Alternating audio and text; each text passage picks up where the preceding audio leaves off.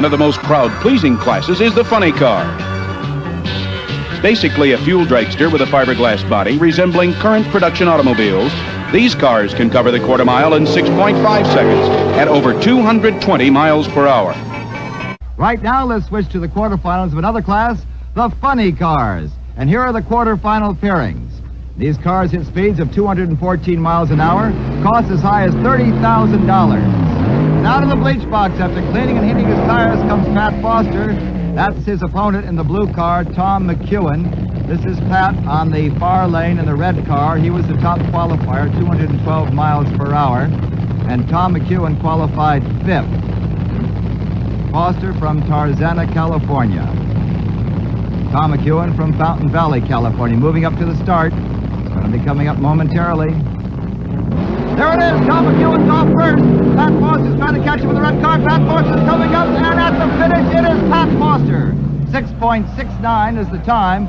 220.04 miles per hour. Here come the next quarterfinalists. That's Roger Lindemood. And look at those tires as they spin them. They really rise. The front end goes way down. The back end goes up. Here's his opponent, Dale Pulte in the red car. He'll be on the outside lane from Wilmington, California. Pulte qualified 7th. Roger Lindemood qualified 11th. Both pulling up to the starting line now. Lindemood in the blue car. And there they go! And Lindemood just goes up in smoke. Too much horsepower, and he lost traction or bite. An easy win for Dale Pulte. And back with more of the quarterfinals of the funny cars after this message.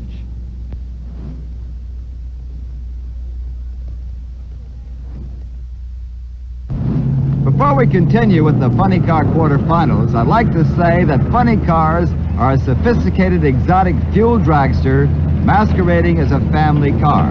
The body is even classic, and the horsepower, 1,500 horses. Now, early we talked to one of our semifinalists. Pat Foster, exactly what is a funny car? Well, the name funny car derived, in 1965, where we started altering the wheelbases on some of the stock cars, but they just had something that made people say, boy, that car looks a little funny. Basically, the controls inside of the car are such that this is your rear wheel brakes, your hand brake system here. This handle down here between my legs activates the reverser. It's either in the forward position, the car goes forward, in the backward position, it goes backwards. My left foot's on the clutch pedal. This control between my legs is a shifter. You go from low gear to high gear. It's a 2-speed only system, and you just push it forward and about the middle of the course, and you go from low gear to high gear. And these are probably the most important thing to the driver inside the car, and that's your fire system. And they're set before we make a run, and in the advent of a fire of any serious nature at all, then the driver lets go of the steering wheel and crosses his arms and hits the 2 black knobs, which automatically sets off a system that's plumbed throughout the entire car, that plumbs the fire system to any place in the car there may be a fire. Up here we've got our parachute releases, which are a dual chute system on this particular car. Some guys run 1, some guys run 2. I stagger the handles just enough that I can pick a chute to pull, even if I want to pull one, or I can pull them both. And over here we got a fuel shut-off, which in the advent of a fire also, you hit your fire system and close the fuel shut-off system. And down buried where you can't even see it is a magneto switch. It's just a basic on and off toggle switch. And basically that's about it. Continuing now with the funny car quarterfinals, this should be a beauty. There's the defending champion, Butch Moss from Santa Rosa, California. The blue car with the red trim, and there's the starter, Buster Couch. And Butch Moss will be facing Ed the Ace McCullough. That's McCullough from Clovis, California, winner of the 71 National Funny Car class. They're approaching the starting line. That's Moss on the near side. And there's the start. They're off fairly equally, a very close race. And it looks like McCullough takes the lead. McCullough wins it. His time, 6.65, 217.91 miles per hour.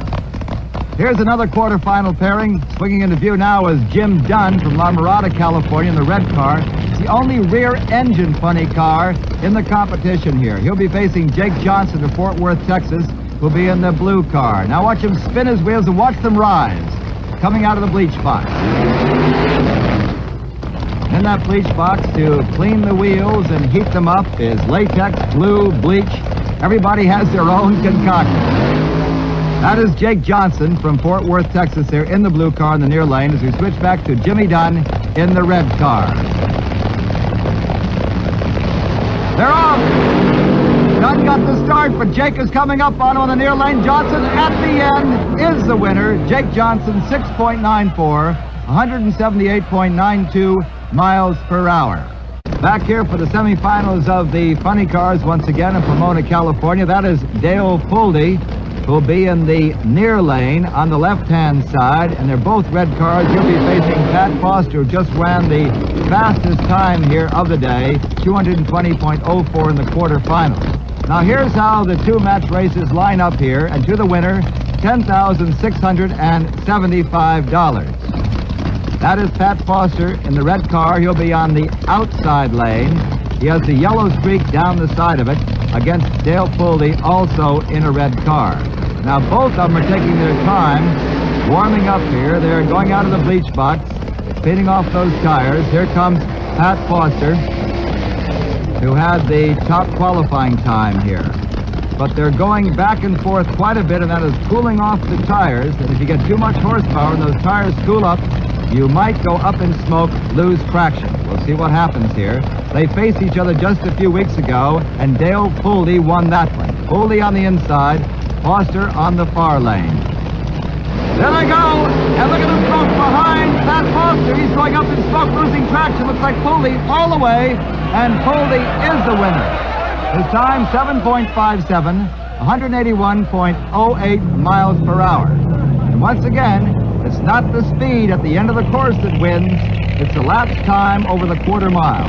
And that's why the start is so desperately important. There's our winner, Dale Fuldy, going into the finals. Here's our other semifinal pair. That's Ed McCulloch right there, coming out of the bleach box. He'll be facing Jake Johnston. There's Johnson. Wait a minute, he lost his chute. Both these cars are blue. That's Jake Johnson in the near lane. Now, whether he can run or not, I don't know. They're trying to get... No, they're not going to put it back in. They're just going to take it off. Now, it's the question of whether he can run without a chute or not, because it's quite dangerous. You probably reach 200 miles an hour at the other end. Buster Couch, the starter's asking, can he go? And they're saying, yes, he can. So here we go. Jake Johnson versus Ed McCulloch. And there's a red light on the right-hand side for Jake Johnson. I believe he breaks down. An easy run for Ed McCulloch. Has to make it. He's the winner in the slow time, naturally saving his car, 7.79. And Jake Johnson broke down. I think it's his rear end. The same thing happened at the Super Nationals last year. We'll be back in just a moment. Now, the finals of the funny car is coming up. And here's one of the drivers who we're able to squeeze over and talk to, Dale Fuldy. Dale, I was just talking to Ed. You guys have had some squabbles together, haven't you? Yeah, we sure have. We've run each other a lot of times, and Indy beat me in the finals there, and I got to try to beat him this time real hard. I got to win this one. When's the last time you beat him? I haven't really. I got to do it now. Good luck to you. There's Ed the Ace McCulloch in the blue car. He'll be in the near lane against Dale Fuldy in the red car. This is a repeat of the pairings of the National Funny Car Eliminations held last year in Indianapolis. Should be quite a race. They're both backing up now. Buster Couch lining them up. Fuldy on the outside. There they go. Fuldy gets the start. But he begins to lose traction here. See the smoke coming up, and McCulloch's going to catch him. I believe McCulloch does it. He's the winner. 6.68 his time, 215.82 miles per hour. So Ed McCulloch wins the funny car division here and the $10,675 first prize money. And that's 2 in a row now over Fuldy in a national championship. And here's our winner, Ed McCulloch, removing his fire mask here. He's going to be a mighty happy guy when it comes up. You won her. And a happy greeting. Good job, Eddie. We did her again, baby.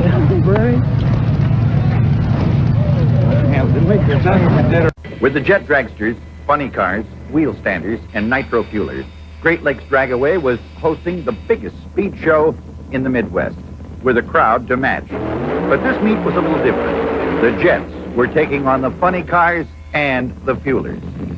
The first pairing featured Paula Murphy's Hemi Duster against the Odyssey rear-engine jet. Paula comes from behind to sizzle out a 7.91 win over the Odyssey, driven by Larry Keisha. The crowd was really up when the Chi-Town Hustler came to the line to go against the Dragon Breath jet car. Pat Minnick, a former Chicago policeman, drives the famous Chi-Town Dodge Challenger. The Hustler screams through the traps with a winning ET of 7.10 and over 212 miles an hour. Dave Corey fires up the Malco Monster Jet and comes up to the line against Fred Goski's Barracuda Funny Car. Goski's Hemi-Cuda scorches the jet and barks through the traps with a winning ET of 7.05.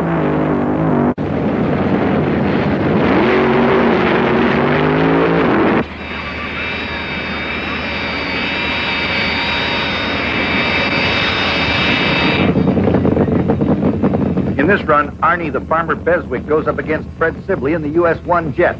He has that turbine wound and screaming, but Arnie is an old pro and comes up with a beautiful hole shot to take the win with an ET of 7.23, 209 miles an hour. Their output between 15 and 17,000 horsepower, with over 12,000 pounds of thrust. Not having direct drive to the wheels, they can't match the Fuelers or Funny Cars coming off the line.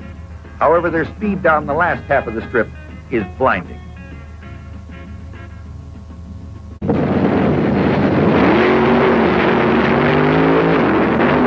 Fred Goski walks off with the honors as his Barracuda Duster takes the Malco Monster with a 7.02 to the Jet's 7.60. Now it's the Chi-Town Hustler in lane 1, the Exodus in lane 2. Pat Minnick in the Hustler takes it with a 7.05, 212 miles an hour.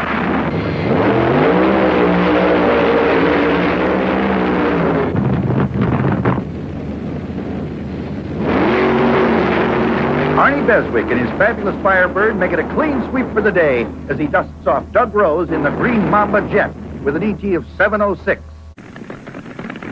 Next up are the Plastic Fantastics, the Funny Cars.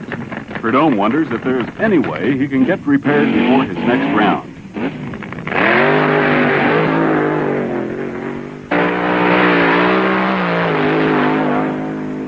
Leonard Hughes wins his first round over Larry Arnold. Third round of Funny Cars brings Hughes against Moz.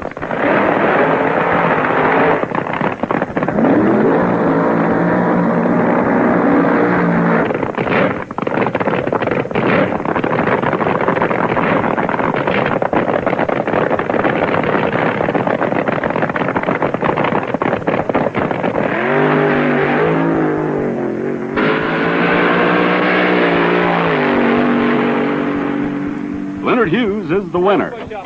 Final round of Funny Car competition pits Ed the Ace McCullough against Leonard Hughes.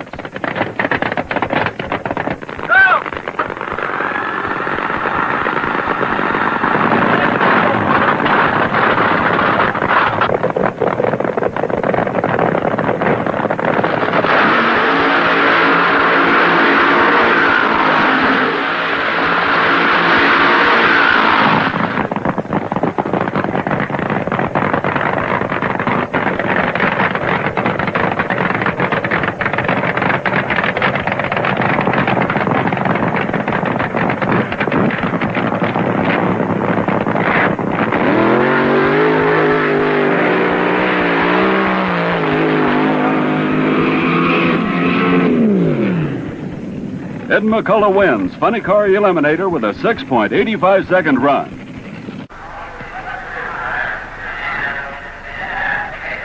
The Funny Car has come into its own in the past few years and is popular because it's really a short wheelbase fuel dragster with lightweight fiberglass body that gives it the appearance of a regular stock car. But don't be misled. There's no comparison to the models in your dealer's showroom. These cars have greatly modified supercharged engines and run on special nitro fuel. These cars are real crowd pleasers.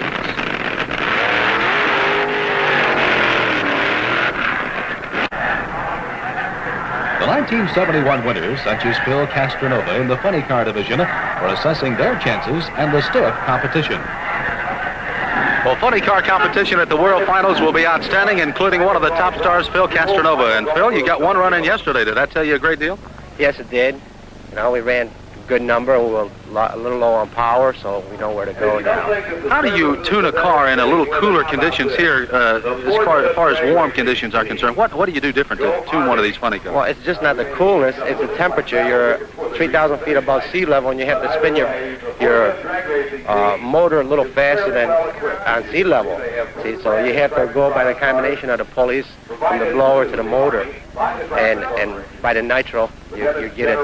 Phil, the competition here, as we mentioned earlier, is going to be fantastic in the funny cars again this year, isn't it? Yes, it is. Everybody's always a competitor.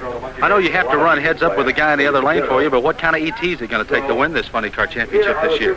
Well, yeah, yesterday the best was a 661. I think we could run some 50s today if the track comes in. You said you haven't looked at the track that much, but listening to some of the early times, it looked like it may be drying out. Yeah, the pro stockers seem like they're running like usual, so we know that the track is probably there. Bill, what do you think your chances are taking that championship? World Finals Championship. That'd be a dandy, wouldn't it? Well, I won last year, and I'm going to try to win again this year. Bill, the best of luck, and glad to have you back in Amarillo. How about Amarillo? Thank you. It's a fantastic town. The best dragging town we ever been to. Kelly Chadwick, longtime Texas Panhandle drag racer, was also in the pit area, busily preparing his entry for the stiff competition. Kelly Chadwick is from Amarillo and, of course, the hometown favorite. Kelly, could you tell us about your funny car? Keith, I guess I've got an oddity in this car. It's a Chevrolet-powered car, a Chevrolet-powered Chevrolet. All the rest of the cars are Chrysler-powered cars, no matter if they've got a Vega body or what. So we've got a Chevy in our car. It's a 488 cubic inch motor. The cars run 654, 218.26, I believe, mile an hour. And it's a 72 Vega with a 72 454 motor in it. What do you have to do on race day to get things ready? Are you all set to go? Yeah, you got a lot to do. Yeah, we're all set. We're really ready today. We had a little trouble qualifying yesterday. We had some experimental tires on the car, and it got crossed up. I almost got the guardrail, but the car's ready today. We've got the old tires back on. We think we got a good chance. The weather's cold, and you've got to make adjustments for this. A lot of the guys, we're all alike out here, really. Everybody's coming over to me saying, what do you do? And I say, well, I don't know, because they think I know because I live here. But the weather changed so fast out here the last 2 days, it's really been kind of a handicap to the guys. With the Pro Stock title decided, the crowd was ready for the two big ones, funny cars and top fuelers. The unique funny cars are powered by ear-deafening engines and utilize a parachute to help them stop at the end of the track. One of the favorites was Butch Moss of Mount Clement, Michigan. Moss in a Mark Higginbotham Vega roared into the semifinal round of funny car competition, only to come up against a Gene Snow Dodge driven by Jake Johnston of Fort Worth. Moss lost his engine as Johnston flew to the lowest elapsed time of the day, a 6.51. It would be Johnston in the finals. The funny car division had a couple of exciting moments in the way of spectacular crashes. Al Marshall and Doc Holliday were barreling down the track when Marshall lost control of his Mustang and hit the guardrail. The body of the car was torn off and came to rest in the infield, while the rest of the car was thrown and torn apart and scattered down the track. Miraculously, Marshall climbed out of the remaining wreckage unhurt with his brush with death. Charles Thurwanger, driving a Hemi-powered Vega, tried to duplicate the Marshall attraction.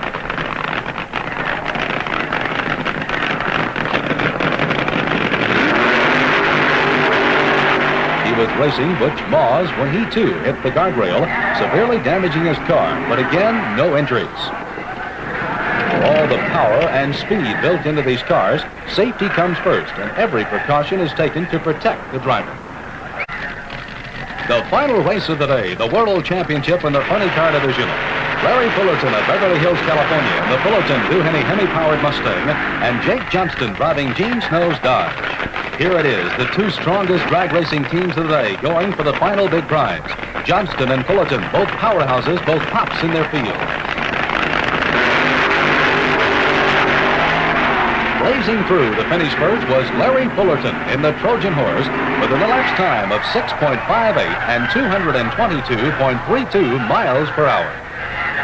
Well, it was a big win in the Funny Car Championships for Larry Fullerton and the Trojan Horse. And Larry, it must be an exciting day for you here for the World Final. Well, it was very exciting. It was a really, really great thrill going through the lights and knowing that I won the World Finals. We sure had a hassle getting here. The competition was fierce again this year, wasn't it, Larry? Competition, I think, was as strong and as fierce here as it was at any other racetrack I've ever been in my life, I swear. It was fantastic. It was one of those tough races for you all the way. It was, how close was it down at the end, or could you tell down there, Larry? No, sir. All I knew is I had him, and I didn't shut off till I got 100 feet past the last light. The world final champion, funny car champion, Larry Fullerton. Again, congratulations on that Trojan horse. Thank you very much.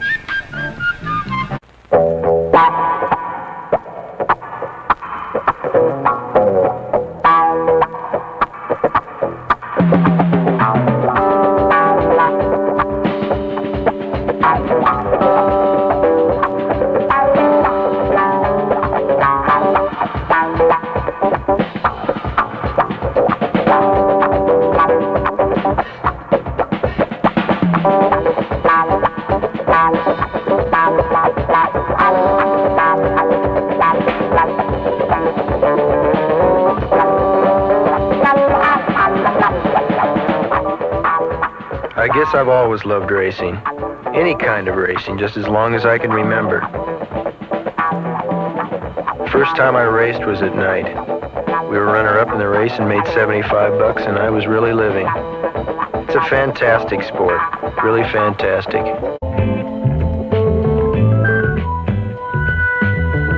And a fantastic number of people who love drag racing. All over the country, there are more than 300 places to do it. Thousands of people who participate in it, and more than 10 million people who watch it. It's a sport with drama, a sport with excitement, a sport where you come to see and be seen. Drag racing is something that I like to do because I know I can do it well, and to me it's like an actor or a ball player or a runner or anybody that's involved in any kind of competition that you like people to watch you do something that you do well. It's really a neat thing, and it's a special thing to get into. And I really like people to watch me do it.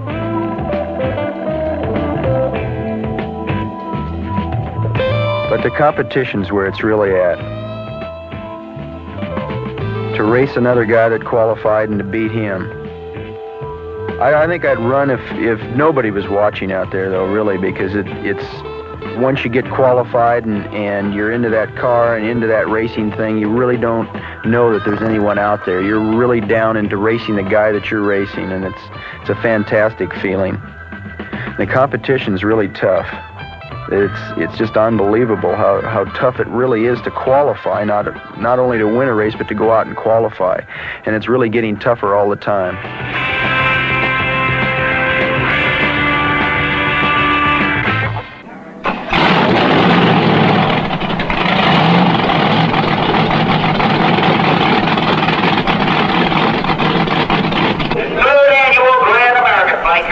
Not over here in the first round, because if you look behind the timing fellow over there in lane number 2, there he is, far and away the most popular driver in funny cars here in New England, Jungle Jim Lieberman.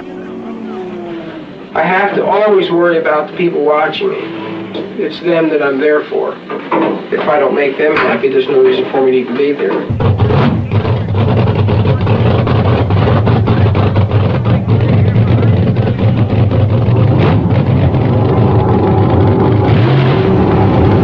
Funny car is more of it takes more talent than just somebody that can get in and operate the mechanical pieces. I think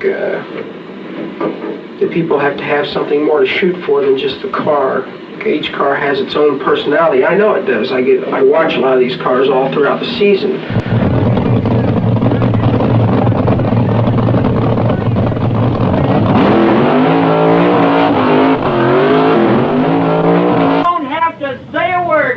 Folks, that's called a bleach burnout. That's a tire warmer. It's a way of getting the tires sticky to adhere to the drag strip, and it works. It's going to be race time, folks. Both cars in and go. Try to reach him. All the way out of shape. You can't control the car. It is Jungle Jim Lieberman. A 674, ladies and gentlemen, 227 miles. Funny car action in New England Raceway is happening. Funny car turning number 1. Former record holder Jimmy King driving the King and Marshall touchdown. Ron Sneeden in the Bob Batting Dodge. Tom and Jerry Challenger. Nichols and Oxford from Marshfield with their all-new California-built Trot Car. Al Hanna with Joe Mundette storming Eastern Raider Pinto. 20 cars galore Sunday. Open competition in all classes and brackets. Motorcycles too. It all happens Sunday. Time trials at 9. Eliminations 1:30. Funny car turning number 1. King and Marshall. Bob Batting. Tom and Jerry. Eastern Raiders. Nichols and Oxford and more. Raymond Dragway. Ebbing, New Hampshire. Sunday!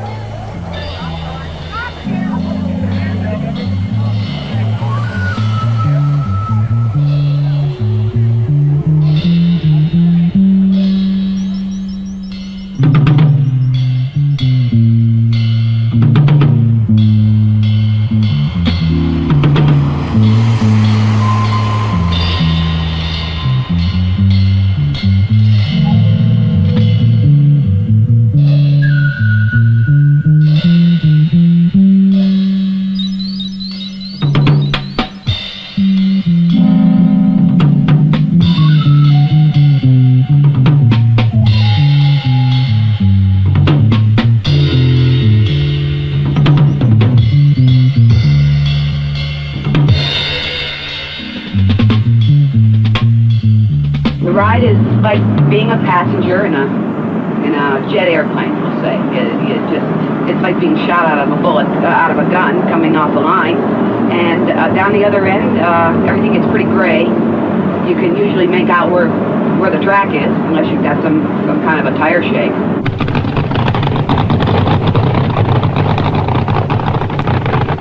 I'm out there to do one thing, it's win. It's just win. And whether it's a big race or a small race, usually I don't even look at my competitor over on the other side. I mind my business, pay attention to what I'm doing, listen to my crew member, and run the race.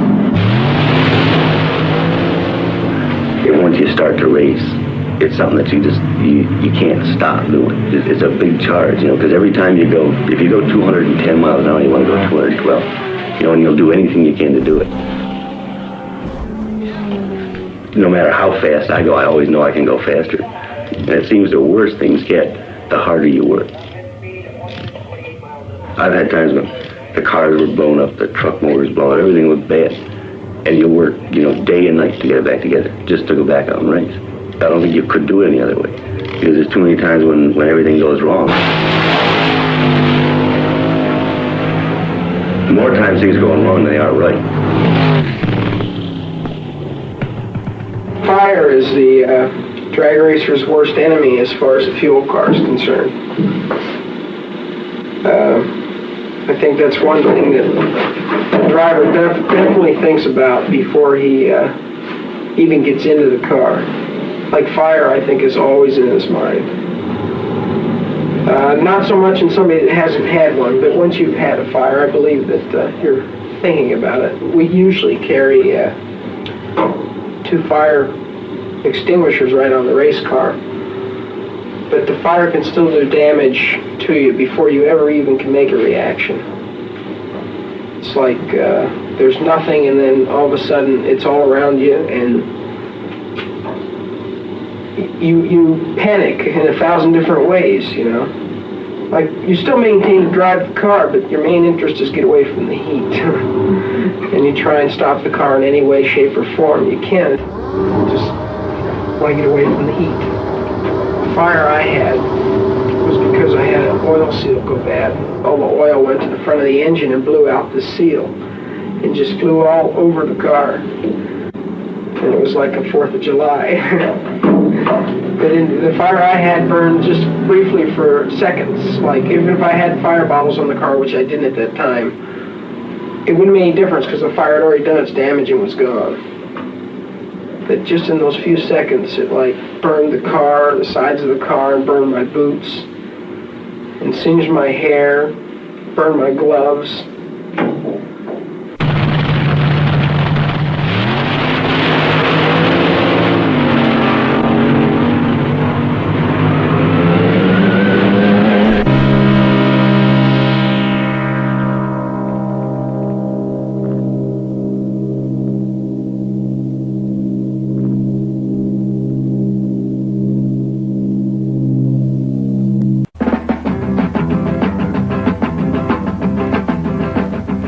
We arrived at Mid-America Raceway in Muncie just in time for the final runoffs in the Top Fuel Eliminator and Funny Car classes. A load of powerhouse machinery was in the pit area and started to move out in the staging lanes. This was the first round for fuelers. Suddenly it was time for the funny cars, and some wild ones burned out of the staging area.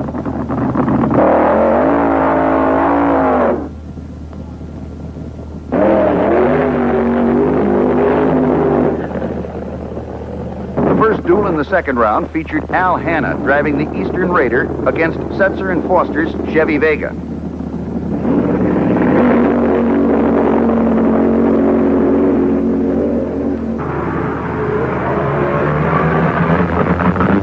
Barry Setzer's Vega is first through the traps with a 6.90 at 207.85 miles per hour. The crowd was waiting for this one. The go between Dick Tharp's Blue Max Mustang in lane 1 and Kenny Safford's driving Mr. Norm's Silver Dive. The Blue Max screams past Kenny Safford to take the win at 217 miles per hour. ET 6.71.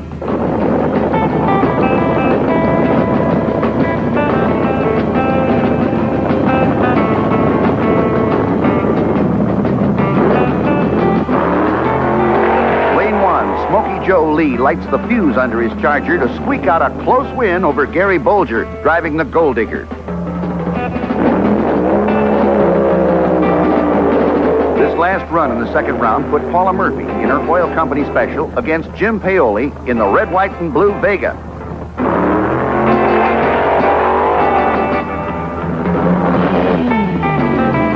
Paoli pulls Paula's petticoat with a winning ET of 6.64 at 209 miles per hour.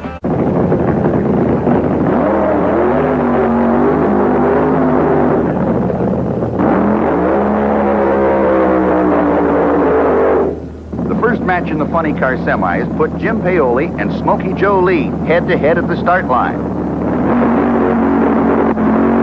Paoli gets a beautiful hole shot and goes on to grab the win with an ET of 6.72, 209 miles per hour.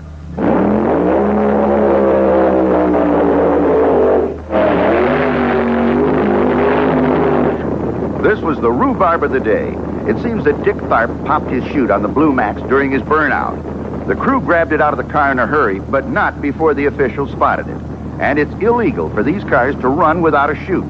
When the starter enforced this ruling, there was a minor eruption in lane 1.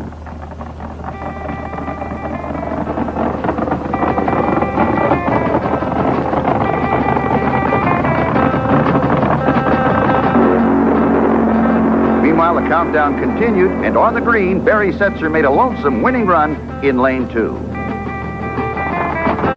With 2 cars left, it's final time for the funnies.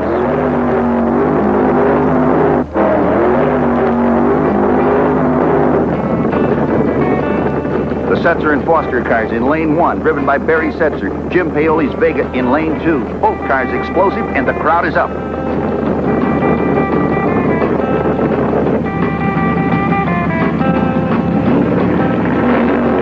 There he goes. The red, white, and blue Vega driven by Jim Paoli is all wound out and goes on to win the closest race he's ever had, 6.65 to 6.66. A capacity crowd of over 15,000 saw Paoli and Schofield pick up their trophies for the Northern Nationals. For them, it was a great day in the Hoosier State.